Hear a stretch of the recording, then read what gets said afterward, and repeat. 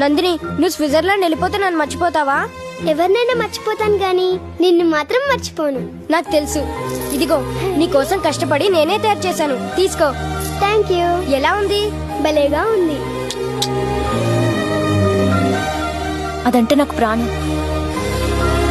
ప్రభా,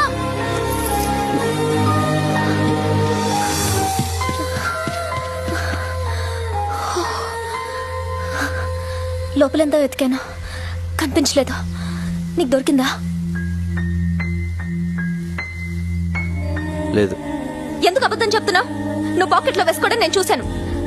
నువ్వు ఆ డాలర్ చూడాలని నేను అక్కడ వేశాను. ఇంకా అర్థం కాలేదా? అసలు నేను వచ్చిందే నీకోసం ప్రభా. ఆ రోజు రైల్వే గేట్ దగ్గర నేను చూశాను. చిన్నప్పుడు నన్ను చూడగానే నీలో ఎంత సంతోషం కనిపించేదో అంత సంతోషం ఆ క్షణం